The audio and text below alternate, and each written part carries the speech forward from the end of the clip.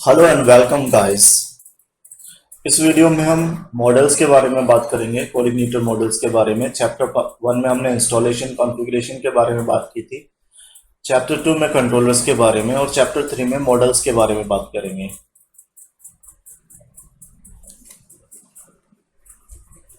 Okay, models के लिए पहले मैं बता देता हूँ मॉडल्स को रखते कहाँ पर हैं।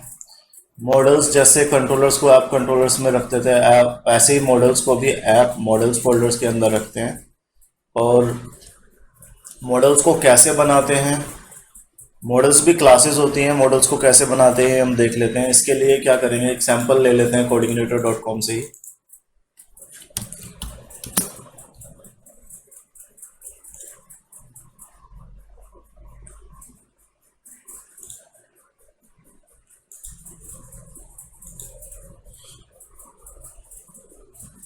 जैसे कि एक सैंपल क्लास बनाई हुई है मॉडल की, इसी को कॉपी कर लेते हैं और हम यहाँ पे अपना एक मॉडल बना लेते हैं, कुछ भी होम मॉडल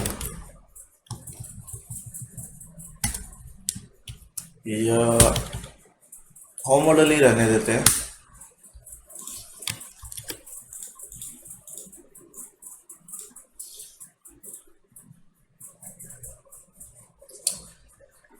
इसका नाम भी सेम होना चाहिए, फाइल का नाम और क्लास का नाम सेम होना चाहिए। इसे एक्सटेंड करते हैं मॉडल को, क्लास मॉडल को एक्सटेंड करेंगे। मॉडल क्लास पेरेंट क्लास है जिसको एक्सटेंड करके हम मॉडल बना सकते हैं। और जो पेरेंट क्लास है वो कोऑर्डिनेटर मॉडल्स के अंदर होती है, मेन सिस्टम फोल्डर के अंदर। और ये नेम स्पेस है जहाँ हमने इसको रखा हुआ है ऐप मॉडल्स के अंदर, ऐप डायरेक्टरी में मॉडल्स के अंदर। ओके, इसके अलावा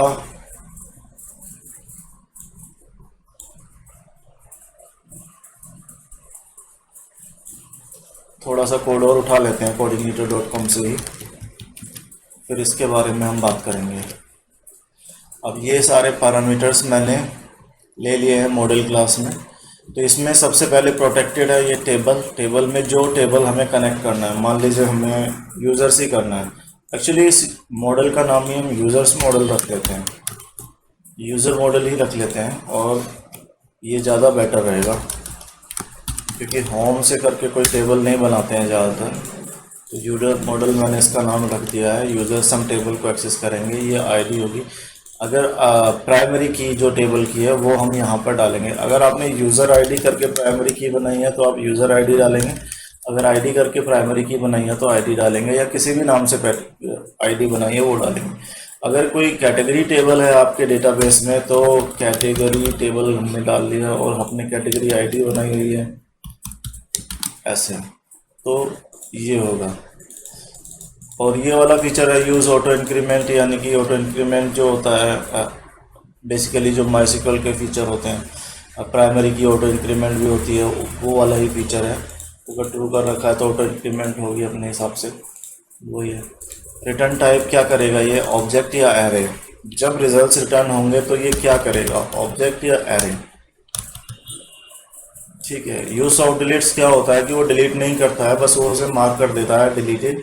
डिलीटेड एट डेट को अपडेट कर देगा और वो रिकॉर्ड्स दिखाई नहीं देंगे, लेकिन वो डेटाबेस में रहेंगे। अगर हम इसे फॉल्स कर देंगे तो वो डेटाबेस से भी डिलीट हो जाएंगे, टेबल से भी डिलीट हो जाएंगे। इसलिए अलाउड फील्ड्स मतलब किस किस फील्ड को, इस मान लो मैंने यूजर्स टेबल लिया है, हम यूजर्स टेबल को ही लेकर चलते हैं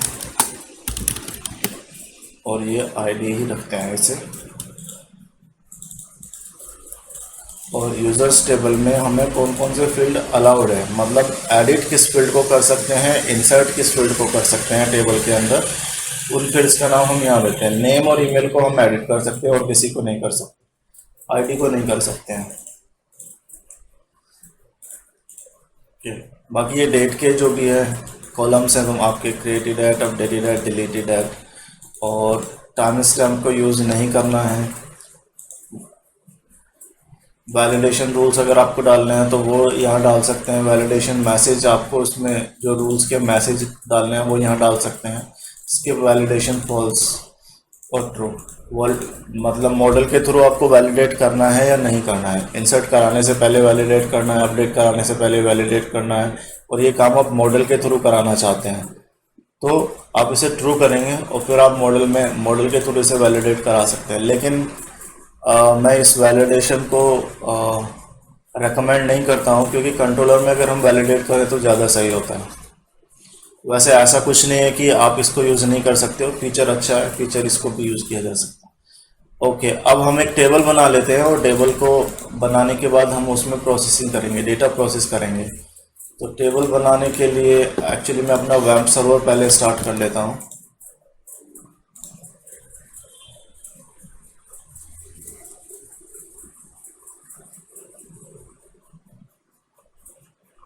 वेब सर्वर स्टार्ट हो गया है और अभी हम local host PHP MyAdmin use करेंगे डेटाबेस क्रिएट करने और टेबल को मैनेज करने के लिए।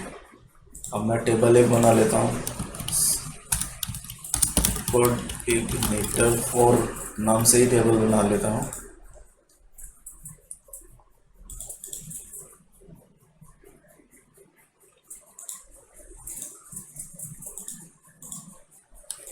अब हम एक टेबल बना लेते हैं। मान लो मैं यूज़र्स टेबल बना लेता हूँ जिसमें मेरे 6 फील्ड होंगे। बता देता हूँ, आईडी, ये ऑटो इंक्रीमेंट आईडी होगी,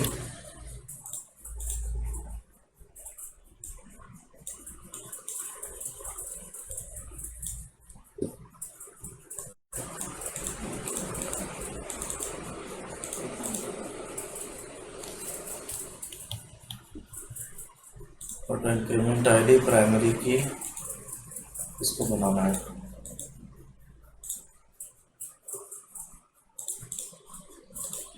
सॉरी, इसमें स्क्रॉल बार काम नहीं कर रहा है। ओके, अभी काम करेगा, वो ज़्यादा नीचे था।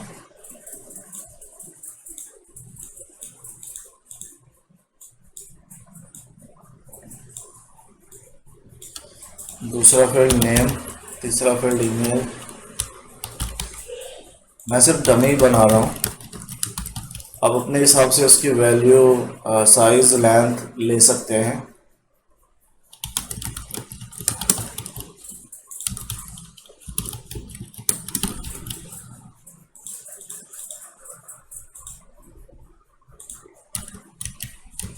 डेट टाइम हम इसमें लेंगे, डेट टाइम,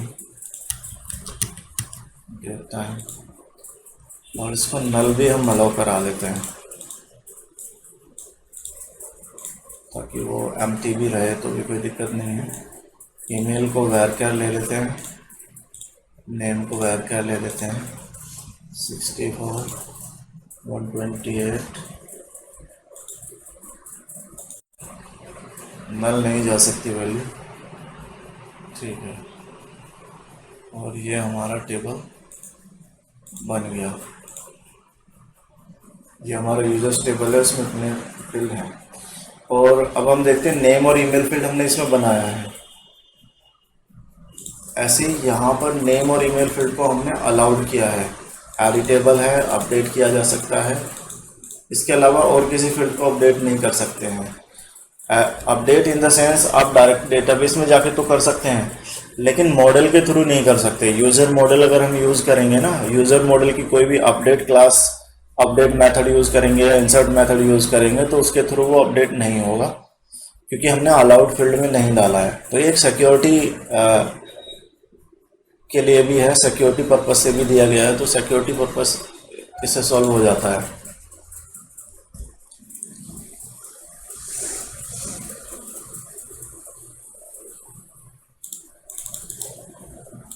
ओके, अब हम आगे चलते हैं। इस मॉडल को हम कॉल कराते हैं अपने कंट्रोलर में, जहां हमें एक्चुअल डेटा चाहिए। तो यूज़र मॉडल अगर मुझे कंट्रोलर में इसे यूज़ करना है, तो मान लो मैं होम में रखना चाहता हूँ और मैं यहाँ से दिखाता हूँ यूज़र डेटा, इसी को चेंज कर देते हैं, यूज़र डेटा।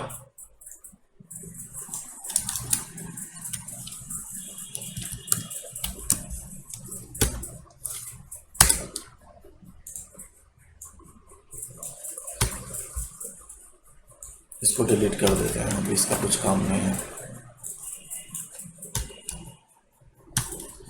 अब मुझे मॉडल को यूज़ करना है, तो जैसे ऐप कंट्रोलर्स में है तो ऐसे ही हमारे मॉडल्स ऐप मॉडल्स इसके अंदर है। अब मुझे मॉडल फाइल का एक ऑब्जेक्ट बनाना है, user is equal to new user model class. मैंने इसको एक्सेस करा दिया है। अब इसके अलावा हमें डेटाबेस को पहले कॉन्फ़िगर करना पड़ेगा। अगर हमने डेटाबेस कॉन्फ़िगर नहीं किया है, डेटाबेस की सेटिंग्स हमने प्रोवाइड नहीं की हैं, तो ये डेटाबेस से कनेक्ट नहीं होगा और मॉडल काम नहीं करेगा। तो डेटाबेस से कनेक्ट करने के लिए हम सीधा डेटाबेस की जो फाइल है, ये डेटाबेस कॉन्फ़िग के अंदर जो database.php फाइल है, इसमें हम डिफ़ॉल्ट ग्रुप में जाएंगे और इसका यूज़र नेम पासवर्ड प्रोवाइड करा देंगे। मेरा जो लोकल होस्ट है उस पर कोई पासवर्ड नहीं चलता, रूट पासवर्ड ये। अब ये सेटिंग्स हो गई हैं। अगर आपके इसमें पासवर्ड है तो आपके लोकल होस्ट पे या आपके सर्वर पे अगर पासवर्ड है तो आपको पासवर्ड भी प्रोवाइड करना पड़ेगा और प्रॉपर यूज़र नेम देना पड़ेगा, तभी जाके वो कनेक्ट करेगा। अब इसी को हम देख लेते हैं कि क्या हुआ है। अभी डिबग करके देख लेते हैं। यूज़र डेटा फंक्शन को हम कॉल करेंगे यहाँ पे local host 4084 home user data. There is some error, कुछ एरर है, उसको हम देख लेते हैं। अच्छा, एरर को अगर हमें इनेबल करना है, इसे बंद कर देते हैं। एरर को अगर हमें इनेबल करना है कि हमें ब्राउज़र पे ही दिखे, तो उसके लिए क्या करेंगे हम? एक्चुअली ये जो फाइल है इसको चेंज कर सकते हैं, रिनेम कर देते हैं एनवायरनमेंट फाइल को, .env कर देते हैं इसे। अब ये एक एनवायरनमेंट फाइल बन गई है और जो इसका एनवायरनमेंट है हम यहाँ से सेट कर सकते हैं डेवलपमेंट। मैंने डेवलपमेंट सेट किया है। ये बेनिफिट, इसका काफ़ी बेनिफिट है। तो ये बता देता है कि कौन सी क्लास, मतलब कौन सा क्या एरर आ रहा है और कहाँ पर क्या एरर आ रहा है, तो उससे हम डिबग कर सकते हैं एप्लीकेशन को। इसने कहा यूज़र मॉडल क्लास अवेलेबल नहीं है। ओके, अभी देखते हैं कि क्यों अवेलेबल नहीं है और इसका रीज़न क्या है। मैंने कहा कि ऐप यूज़र मॉडल्स के अंदर यूज़र मॉडल क्लास तो अवेलेबल है, लेकिन हमने कोई गलती की है ज़रूर। ओके, शायद सेव नहीं किया, देखते हैं। नहीं,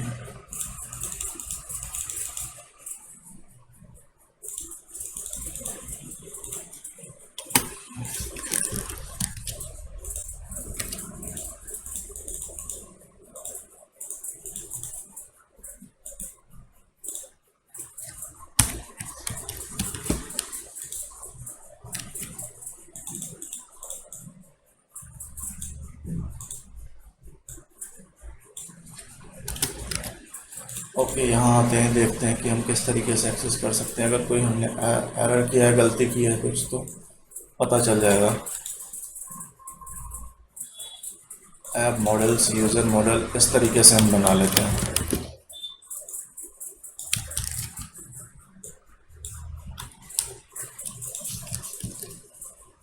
इसको हटा देते हैं।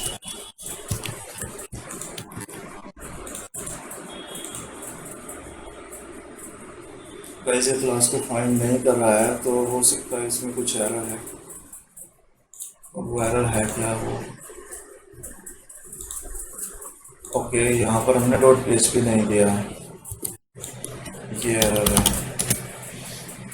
एक PHP की क्लास है और ये अब undefined variable user. Okay, actually ये डेटाबेस से कनेक्ट हो गया है और हम इस मेथड से भी कर सकते हैं जिस मेथड से हम पहले कर रहे थे। यहाँ पर यूज़ ऐप मॉडल्स, इसको करके और सीधा आप इसको भी कर सकते हैं।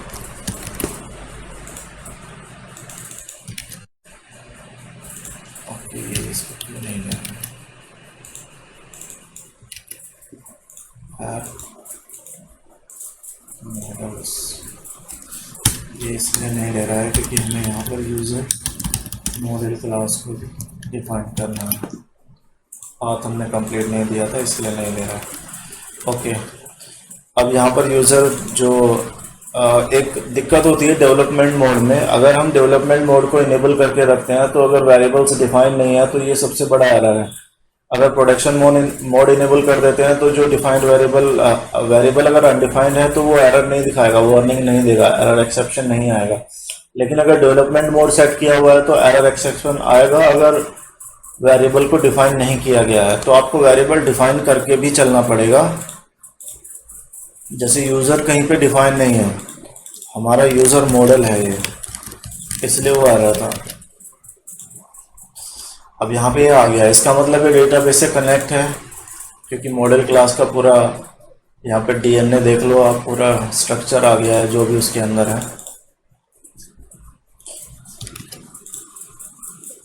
इसको हटा देते हैं और अब हम एक सिंपल मेथड चलाते हैं कि हमें डेटा फाइंड करना है कि कितना डेटा है। Data is equal to user model find out कर देता हूँ मैं।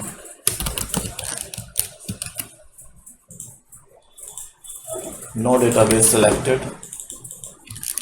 डेटाबेस का नाम हम यहाँ पर डालना भूल गए, मीटर4, ये हमारे डेटाबेस का नाम था। कुछ नहीं आ रहा है क्योंकि यहाँ पर टेबल के अंदर कुछ रिजल्ट नहीं है। अब अगर हम टेबल में कोई रिजल्ट इंसर्ट करा दें,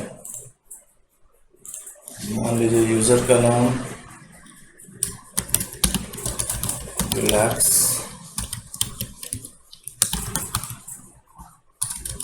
और यहाँ पे मैं rk@gmail.com में कर देता हूँ, या फिर relax programmers gmail.com मैंने कर दिया और मैं सिर्फ एक ही रिकॉर्ड इंसर्ट करा देता हूँ। अगर हमें बार बार इंसर्ट कराना होगा तो हम यही कराते चले जाएंगे, चेंज करा दिया। अब मैं देखूँ, अभी भी कुछ नहीं आ रहा है क्योंकि अब हमने यहाँ पर ये तो डेटा तो ले लिया है। अब इस डेटा को हम देख लेते हैं डिबग करके इसके अंदर क्या आया है। एक एरे आई है,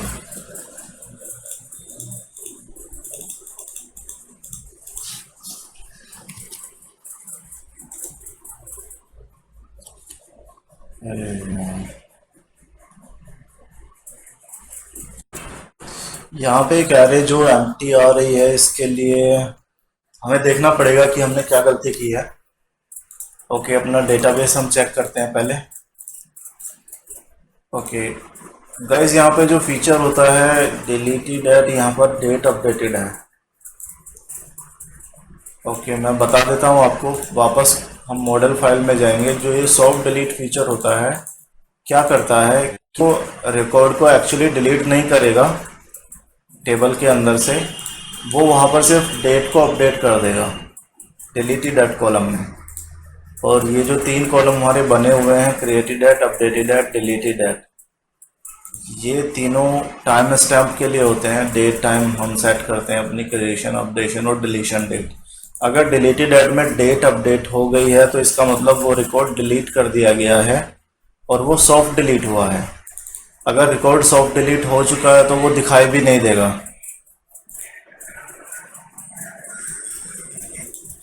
तो हमें क्या करना पड़ेगा कि इस डिलीटेड एट की जो वैल्यू हमने टेबल में यहाँ पर फिल कर दी है, इसको हटाना पड़ेगा।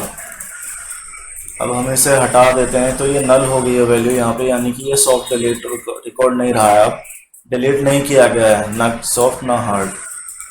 अब मैं यहाँ पर अगर देखता हूँ तो हमारा डेटा आ गया है। तो हमारा मॉडल जो है वो काम कर रहा है, मॉडल से हमारा डेटा आ गया है, मॉडल काम कर रहा है। और मॉडल का डेटा फाइंड ऑल अगर हम करते हैं तो फाइंड पूरा डेटा जो भी होगा टेबल में वो आ जाएगा। अगर इसके अलावा मैं फाइंड मेथड का यूज़ करता हूँ तो मुझे यहाँ पास करना पड़ेगा किस रिकॉर्ड के लिए। तो मैं यहाँ पर 1 अगर डाल देता हूँ, फाइंड मेथड को मैं यूज़ कर रहा हूँ, तो सिर्फ 1 रिकॉर्ड वहाँ से फैच होके आ जाएगा जिसकी आईडी 1 है। ये प्राइमरी की का नंबर हमें यहाँ डालना पड़ता है। ऐसे ही मैं एरे में डाल सकता हूँ 1 2 3 4, जिस भी आईडी को मुझे निकालना है ऐसे। तो हम एक साथ ज़्यादा रिकॉर्ड भी निकाल सकते हैं फाइंड मेथड का यूज़ करके। लेकिन क्योंकि हमारे पास एक ही रिकॉर्ड है तो सिर्फ एक ही रिकॉर्ड आया, एरर कोई नहीं आया क्योंकि ये आईडी से मिली ही नहीं है। ठीक है, अब क्या करते हैं कि हम डेटा इंसर्ट कराते हैं। मैं इंसर्ट के लिए एक दूसरा बना लेता हूँ, एक मेथड बना लेता हूँ अलग, ज़्यादा समझ में आएगा। इंसर्ट डेटा या इंसर्ट सिर्फ मैं बना लेता हूँ। इसमें क्या होगा कि मैं यूज़र मॉडल क्लास जो है इसी को ही हमें डेटा जो इंसर्ट करना है पहले वो डिफाइन करना पड़ेगा। और ये एक एरे मैं बना लेता हूँ क्योंकि हमारे अलाउड फील्ड सिर्फ ईमेल xyz@gmail.com और नेम।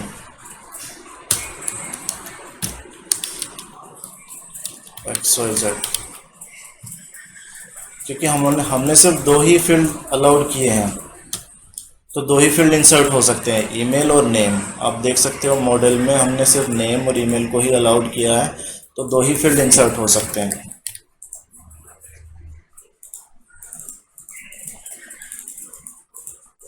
अब इसे इंसर्ट कराने के लिए सिंपल है बिल्कुल guys, user model insert method को हम कॉल करेंगे और डेटा इसमें पास कर देंगे। और अगर मैं यहाँ पर रिज़ल्ट भी देखना चाहूँ तो मैं ऐसे देख सकता हूँ कि अगर इंसर्ट हो गया है, if inserted, if this value is true then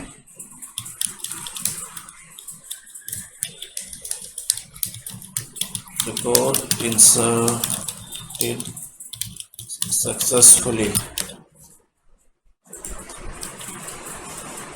और एल्स में मैं डाल देता हूँ कि एरर अकर्ड।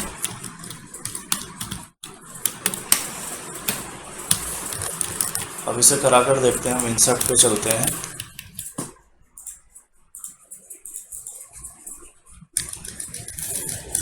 मैं इंसर्ट को कॉल कराऊंगा रिकॉर्ड इंसर्टेड सक्सेसफुली। अब टेबल में जाके भी देख सकते हैं, टेबल में XYZ ये हो गया, ये नल नल नल आ गया है। इसमें क्रिएटेड एट अपडेटेड एट को भी हमें डालना चाहिए था लेकिन हमने वो नहीं डाला है। क्रिएटेड एट एटलीस्ट हमें यहाँ ऐड कर देना चाहिए क्योंकि रिकॉर्ड कब क्रिएट हो रहा है उसकी तो वैल्यू हमें पता होनी चाहिए। मैं डेट से ही ले लेता हूँ YMDHIS। ये हमारी करंट डेट को, डेट टाइम को अवेलेबल करा देगा। ये PHP का फंक्शन है, ये कोऑर्डिनेटर का इससे कुछ लेना देना नहीं है, डेट फंक्शन PHP में होता है। फिर से हम देखते हैं, एक्चुअली इसने रिकॉर्ड तो इंसर्ट करा दिया है लेकिन इसने इसे अपडेट नहीं किया है। ये मैंने इसलिए किया ताकि एक जो फीचर है अलाउड फील्ड वाला वो क्लियर हो सके। जैसे क्रिएटेड एट पे हमने यहाँ फील्ड तो दिया है, यहाँ इंसर्ट के लिए फील्ड तो दिया है, लेकिन यूज़र मॉडल में इस फील्ड को अलाउड नहीं किया है। अगर मैं इसे अलाउड कर देता हूँ और फिर से मैं इंसर्ट फंक्शन को रन करता हूँ, एग्जीक्यूट करता हूँ, ये हो गया है एग्जीक्यूट। अब देखते हैं, इस बार डेट आ गई है क्योंकि मैंने अलाउड कर दिया है क्रिएटेड एट को भी। तो जिस कॉलम को हम अलाउड करेंगे, जिस फील्ड नेम को अलाउड करेंगे वही इंसर्ट अपडेट होगा, उसके अलावा कुछ नहीं होगा। ये सिक्योरिटी फीचर है इसमें। ओके, इसमें इंसर्शन हमने देख लिया है, अब हम अपडेशन देख लेते हैं। अपडेट कैसे करेंगे, एक और बना लेता हूँ, इसी का कॉपी करके अपडेट मेथड भी बना देता हूँ। अपडेट, इस रिकॉर्ड को मुझे अपडेट करना है, ये डेटा मुझे अपडेट करना है XYZ की जगह अपडेटेड, XYZ अपडेटेड। और इसमें मुझे अपडेटेड डेट चाहिए, अपडेटेड डेट, क्योंकि मैं अपडेट कर रहा हूँ। तो अपडेटेड डेट अगर मैं कर रहा हूँ तो मुझे अलाउड भी करना पड़ेगा अपडेटेड डेट को। ये अपडेटेड डेट अलाउड हो गया है।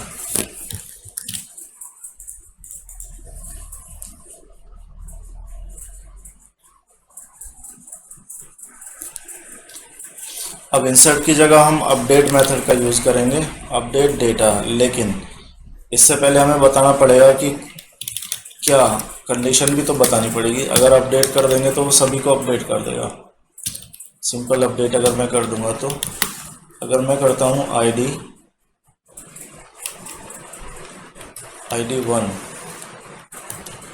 1 को अपडेट करो या ID 2 को अपडेट करो, क्योंकि वो XYZ है तो XYZ अपडेटेड हो जाना चाहिए।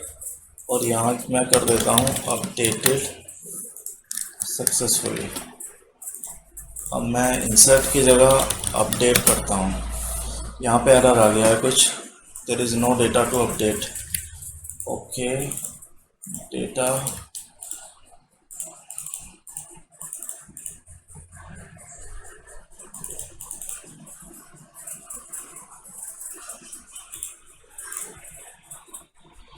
ओके, देख लेते हैं यहाँ पर क्या है।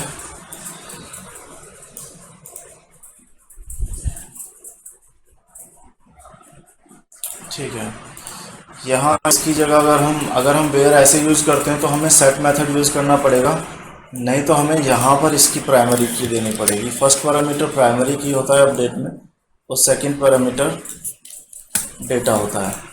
तो हमने फर्स्ट में ही डेटा को पास करा दिया था, तो इस वजह से वो एरर आ गया है। अब मैं डेटा 2 को अपडेट करा देता हूँ, रिकॉर्ड अपडेटेड सक्सेसफुली। अब देखते हैं कि 2 को हमने अपडेट किया, अभी XYZ और XYZ ये है ना, इसको देखते हैं। XYZ अपडेटेड 2 ID, तो ये सही से अपडेट हो चुका है। लेकिन यहाँ पर हमने क्रिएटेड ऐड को फिर से छोड़ दिया, नल हो गया वो, क्योंकि हमने प्रोवाइड नहीं किया था। और इसमें दोनों हमें अपडेट करने चाहिए थे, नहीं यहाँ पर ये नल ही था, इसको हम इसमें अपडेट करना चाहिए था हमें, तो वो अपडेट हो जाएगा क्योंकि रिकॉर्ड पुराना है तो इसलिए नहीं हुआ। अगर मैं XYZ 3 कर देता हूँ और XYZ 3 यहाँ पर कर देता हूँ और इंसर्ट करा देता हूँ तो इंसर्ट हो गया। तो गाइस हमारा इंसर्ट चल रहा है, अपडेट चल रहा है। अब हम डिलीट कर लेते हैं। डिस्प्ले हमने यहाँ किया है, अब इसी डेटा को डिस्प्ले भी करा देते हैं अगर हमें कराना है तो।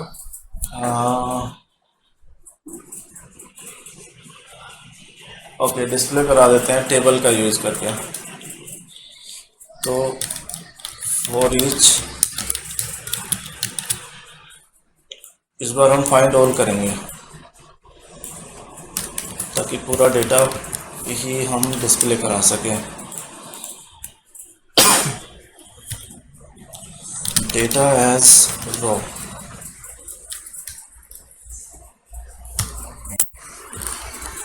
और यहाँ पे ना एरे की जगह मैं ऑब्जेक्ट कर लेता हूँ, क्योंकि मैं ऑब्जेक्ट के साथ काम करना ज़्यादा प्रेफर करता हूँ एरे के मुकाबले। तो अगर आप एरे को पसंद करते हैं तो आप एरे सेट कर सकते हैं, ऑब्जेक्ट करना चाहें तो ऑब्जेक्ट कर सकते हैं, ये आपके ऊपर है, ये आपका प्रेफरेंस है।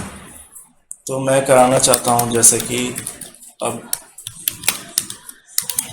यहीं पे मैं अभी हम व्यूज़ का इस्तेमाल नहीं कर रहे हैं गाइज, व्यूज़ का इस्तेमाल हम नेक्स्ट चैप्टर में करेंगे।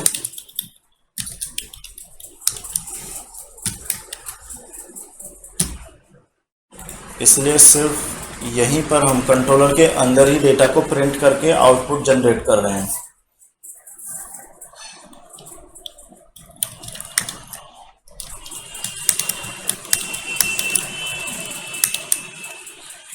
हमारे 2 कॉलम होंगे, सिर्फ हम 3 कॉलम कर लेते हैं, 4 कर सकते हैं। ओके, और इसी को मैं हेडर भी बना देता हूँ यहाँ पर TH। सिंपल है, सिंपल PHP कोड है, इसमें कुछ ऐसा नहीं है कि कोऑर्डिनेटर का मैं कुछ कर रहा हूँ। ये सिंपल PHP कोड है। जैसे ID, सेकंड कॉलम जो बनेगा वो हो जाएगा नेम, थर्ड जो होगा वो होगा ईमेल, फोर्थ जो होगा वो होगा क्रिएटेड एट। चलो फिफ्थ भी हम बना देते हैं अपडेटेड एट।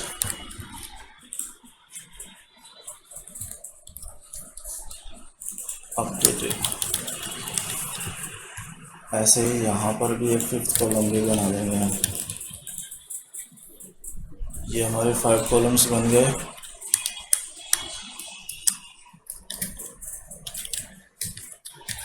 सॉरी, डायरेक्ट लिखेंगे।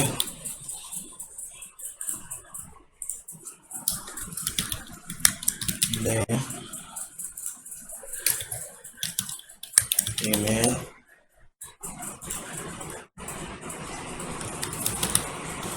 रो, क्रिएटेड एट,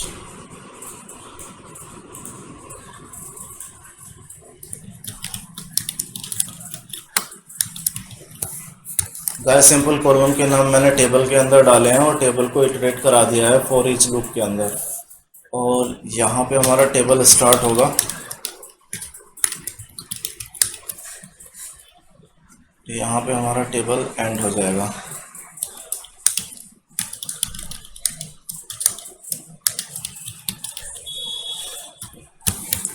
तो ये HTML टेबल हमने जनरेट किया है कंट्रोलर के अंदर ही, हम व्यूज़ का यूज़ नहीं कर रहे हैं। जो डेटा हमारा मॉडल से आया है उस मॉडल डेटा को यूज़ करके हम कर रहे हैं। देखते हैं आउटपुट क्या आएगा इसका। यूज़र डेटा पे हम जाएंगे इस बार। यूज़र डेटा, देखिए टेबल जनरेट हो गया है। अगर इसमें मुझे अभी थोड़ा सा ये देखने में अजीब लग रहा है तो मैं इसमें सेल पैडिंग डाल देता हूँ। सेल पैडिंग 5, स्पेसिंग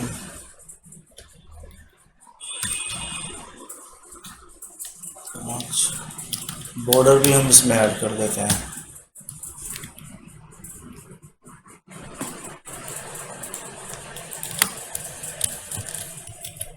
अब देखते हैं, तो ये टेबल अच्छा बन गया हमारा, काफ़ी अच्छा दिख रहा है।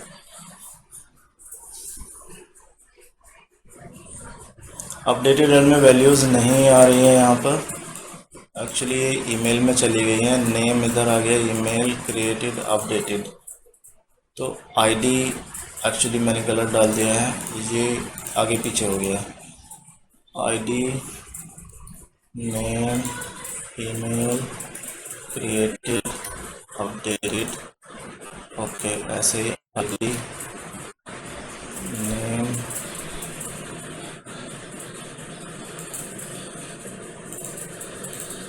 ईमेल,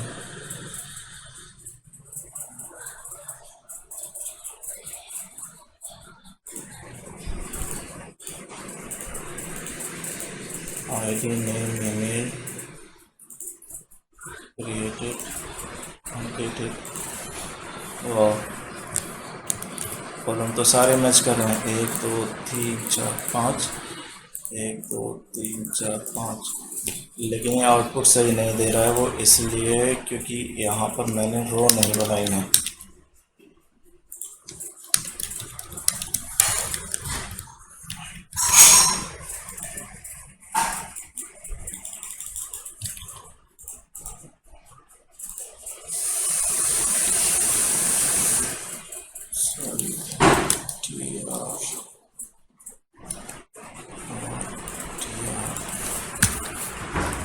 ये होना था, मैंने वो कर दिया, अब सही है। तो ये HTML का डिफ़ॉल्ट था, ये प्रोग्रामिंग का कुछ नहीं था। ये HTML हमने आगे पीछे कर दी थी, उसकी वजह से ऐसा हुआ है।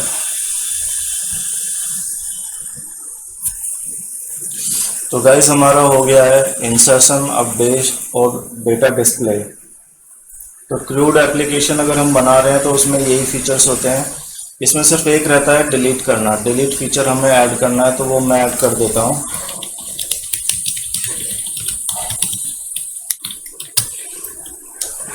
डिलीट में हम एक पैरामीटर भी पास करा देते हैं, जिसको डिलीट करना होगा उस फील्ड को हम डिलीट करेंगे।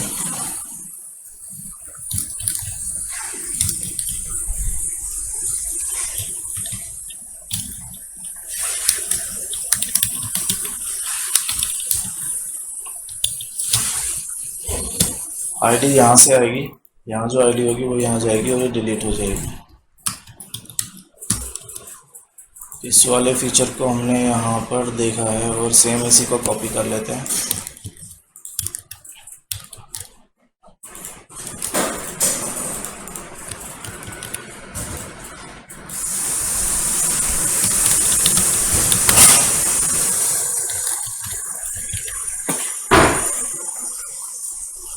अब मुझे कोई रिकॉर्ड डिलीट करना है, तो मैं मान लीजिए मुझे 4 नंबर का रिकॉर्ड डिलीट करना है, तो मैं डिलीट मेथड को कॉल करूँगा। उसके बाद मैं 4 ID पास करूँगा, रिकॉर्ड डिलीटेड सक्सेसफुली।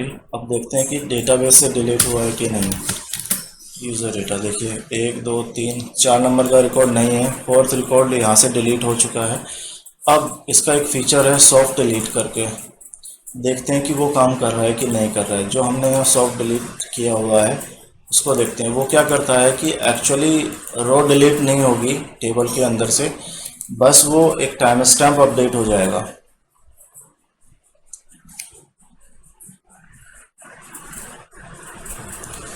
और हम डेटाबेस में जाकर देख सकते हैं कि टाइम स्टैम्प अपडेट हुआ कि नहीं। अब देखिए यहाँ पर ये अपडेट हो गया। डिलीट जो होता है ये बाय डिफ़ॉल्ट मॉडल इसे हैंडल करता है, तो इसको अगर हम अलाउड फील्ड्स में डालेंगे भी नहीं तब भी ये अपडेट होगा।